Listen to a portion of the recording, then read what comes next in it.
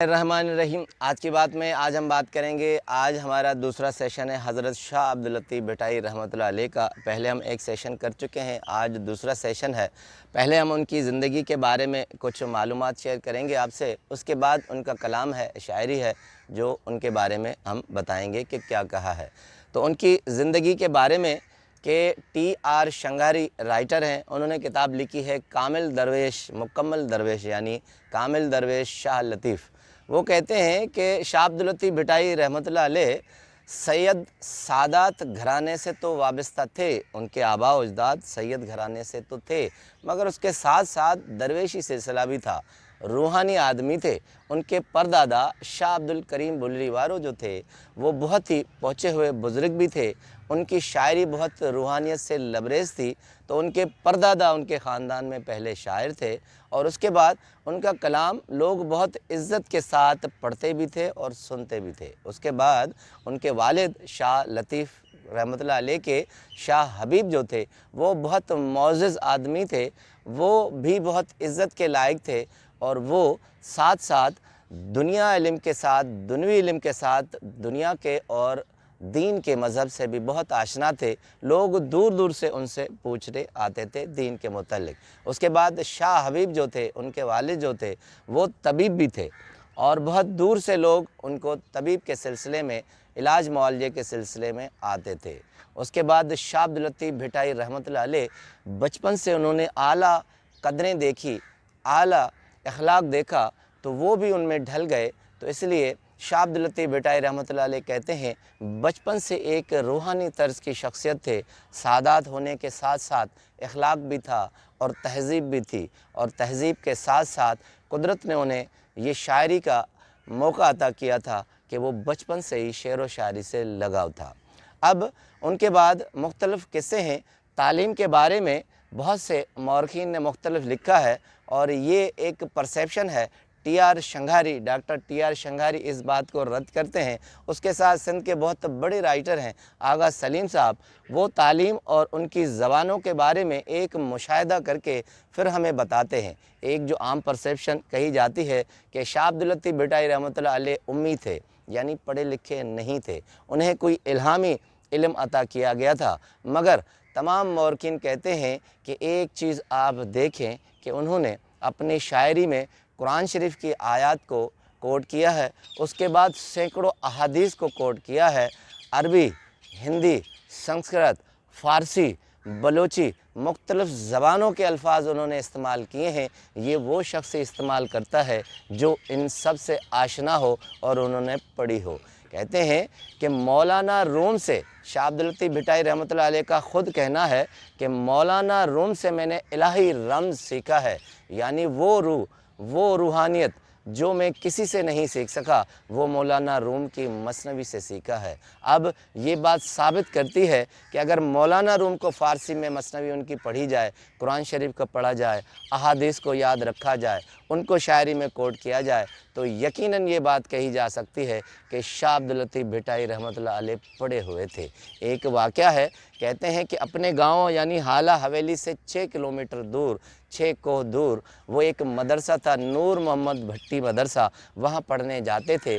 तो कहते हैं पहले ही दिन जब उस्ताद ने उन्हें अलिफ़ सिखाया तो वहीं अलिफ़ पर उन्होंने उंगली रोक दी थी, और ये शेर बहुत मशहूर और मारूफ़ है कि उन्होंने कहा था अखर पढ़ अल्फ़जो वर्क सब विसार, अंदर तू उजार पन्ना पढ़ने केतरा। यानी सिर्फ़ अलिफ़ का जिससे अल्लाह आता है उससे आगे कुछ भी नहीं है, सिर्फ़ अल्फ़ का लफ्ज़ पढ़ो, उसके बाद सारे वर्क पेज जो भी हैं उनको भुला दो, सिर्फ़ तुम अपने अंदर को साफ़ कर दो, बाकी पढ़ने से कुछ भी नहीं होगा। मगर बहुत से मौरख़ीन कहते हैं कि उसके बाद उन्होंने, वालिद साहब ने जब उनको पता चला था, मदरसे के मुमतहिन ने उन्हें बताया था कि अलिफ़ से आगे नहीं पढ़ते, तो वालिद साहब ने उन्हें एक झप्पी लगाई थी, बगलगीर किया था और कहा था कि बेटे तुम कहते तो ठीक हो, मगर इसके बाद भी और दुनिया है, ये दुनिया में चलना है, दुनियावी इल्म भी है, तो तुम सीखो। तो कहते हैं उसके बाद उन्होंने दूसरे इल्म भी सीखे थे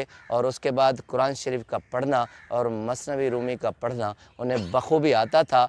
एक मुस्तनद बात है कि हज़रत शाह अब्दुल लतीफ़ भिटाई रहमतुल्लाह अलैह अपने साथ 3 किताबें तीन कलाम हमेशा साथ रखते थे।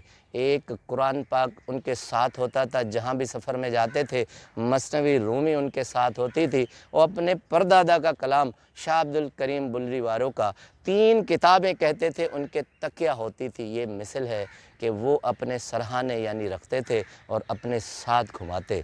सारी ज़िंदगी उन्होंने सफ़र किया है, घूमे हैं, जिस जिस जगह गए हैं वहाँ के हालात व वाक़यात मालूम किए हैं, तारीख़ मालूम की है, और उन पर उन्होंने अशार कहे हैं। वो ज़िंदगी में कहीं बैठकर सिर्फ़ ड्राइंग रूम की सियासत जिसे कहते हैं, ड्राइंग रूम की पोइट्री कहते हैं, उन्होंने कभी नहीं की। दुनिया के ये मुनफरद शायर हैं जो जंगल, बयाबानों, वीरानों, सहराओं में थर तक इंडिया के बॉर्डर जैसे जैसलमेर तक और यहाँ घूमकर सारा ख़ित्ता उन्होंने छान मारा है।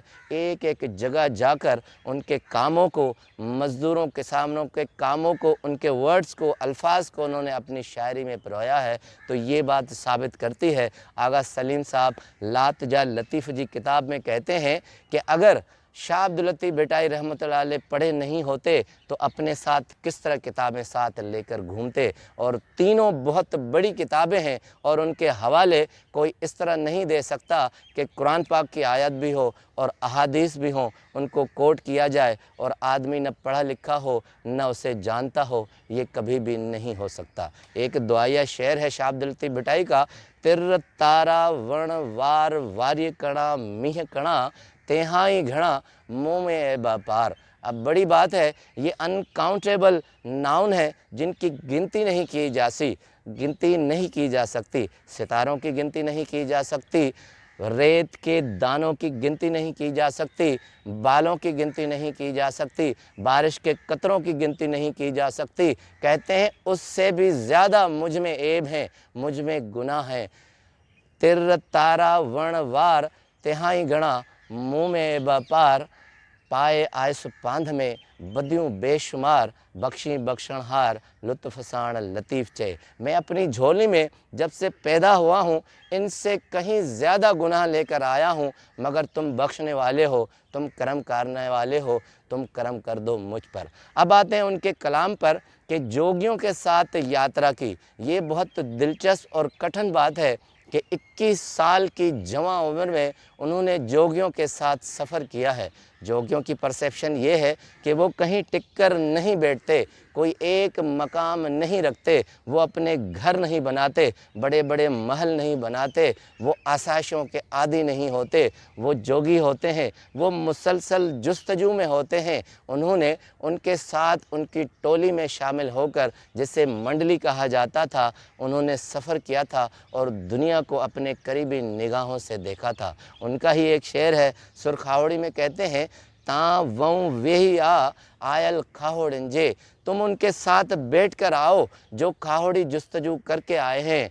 ता वं वेही आ आयल खाहोड़न जे, जोश ॾिनाऊं जीअ खे लिकी लोका, ॾोथिन के दुखा सुमी सुख न माण्यो। वो ऐसे लोग हैं जो हमेशा जुस्तजू करते हैं, कभी उन्होंने सोकर आराम से बैठकर सुख नहीं लिया, सुख नहीं देखा। तुम उनके साथ जुस्तजू करो। तो यही बात थी कि 21 साल की उम्र में सबसे पहला सफ़र उन्होंने गंजा टकर कहा जाता था, जो अब हैदराबाद की जुरिस्डिक्शन में आता था। पहला सफ़र उन्होंने जोगियों के साथ वहाँ किया था। पूरा सुर खाहोड़ी उनके ऊपर है, उन खाहोड़ियों के ऊपर है, वो हम पूरा सुर अलग से बात करेंगे। एक शेर जो गंजे टकर के बारे में कहा जाता है, शाह अब्दुल लतीफ़ भिटाई ने कहा था कि पेई जा परख गंजे टक्कर गाम जी। परख यानी जब मुझे पता चला कि गंजा टक्कर जो पहाड़ है वो वहाँ है। पेई जा परख गंजे टूकर गाम जी, वारे सब वरक लोचे लाहूती थया। यानी जो लिखने पढ़ने वाले थे उन्होंने वर्कों को अपने बंद कर दिया, किताबें बंद कर दी और वो उस सफ़र के लिए चले गए जहाँ जुस्तजू है, जहाँ लगन है, जहाँ मेहनत है और जहाँ एक मकसद है। उसके बाद कहते हैं कि वो ठट्ठा की तरफ आए थे और बहुत अजीम शख्सियत, हमने उन पे ऊपर 2-3 सेशन भी किए हैं। मखदूम हाशिम ठठवी रहमतुल्लाह अलैह, वो उसी दौर और उसी हम असर के हैं। वो बहुत बड़ी शख्सियत थे। तो उनके एक शागिर्द थे मोइन ठठवी साहब, वो भी बड़ी आला शख्सियत थे। ان کے ساتھ ان کی کافی ملاقاتیں ہیں، اور وہ مرید تھے عبدالرحیم رحمۃ اللہ علیہ کی، جو شاہ ولی اللہ رحمۃ اللہ کے ایک مرتبہ معین ٹھٹوی کے ساتھ بیٹھے تھے، تو سید معین ٹھٹوی جو کہ احادیث کے بہت بڑے معلم اور حافظ تھے، اس کے علاوہ علم و دنیا کے بہت بڑے، اس کے علاوہ دینوی علوم کے بہت بڑے ماہر تھے، تو سید معین ٹھٹوی نے کہا تھا کہ ہمارے عقیدے میں دنیا داری میں جو آسائشیں ہیں وہ نہیں ہیں، ہم مال نہ لیتے ہیں نہ بناتے ہیں، تو ان سے بہت سبق لیا تھا، احادیث سیکھی تھی شاہ صاحب نے۔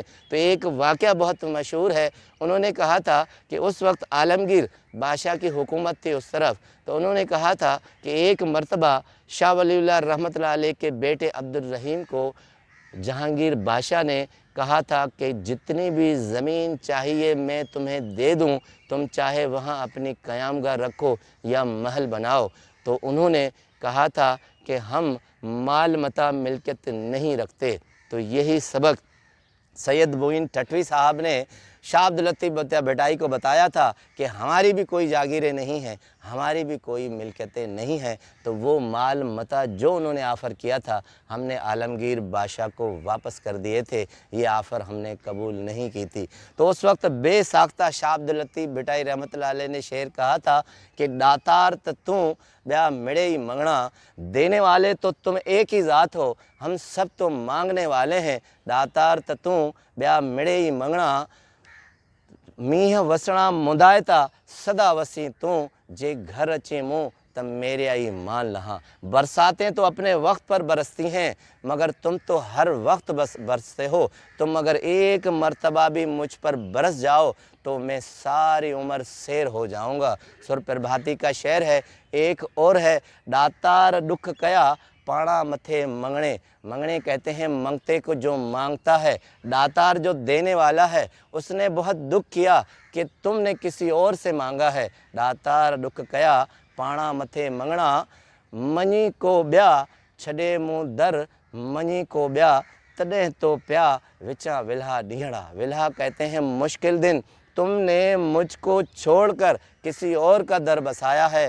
داتار کہتا ہے کہ تب تو تمہارے اوپر یہ مشکل دن پڑے ہیں، تب تو تم ان حالات سے آشنا ہو، تو ہمیشہ مانگنے والے سے مانگیں جو ایک ہی ہے، ہستی ہے، اعلیٰ ہے، اس کے سوا کوئی بھی دنیا میں دینے والا نہیں ہے۔ اس کے سوا اگر آپ کسی اور سے مانگیں گے تو دنیا کی ذلت آپ کے نصیب میں ہوں گی۔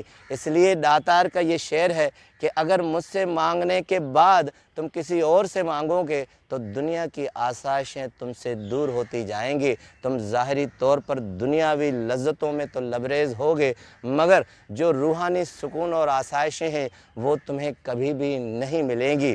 داتار دکھ کیا پاڑا متھے منگنے، منہ در چھڑے منگنا، منگی کو بیا تڈیں تو پیا وچاں ولہا ڈیہڑا۔ آپ کا بہت بہت شکریہ۔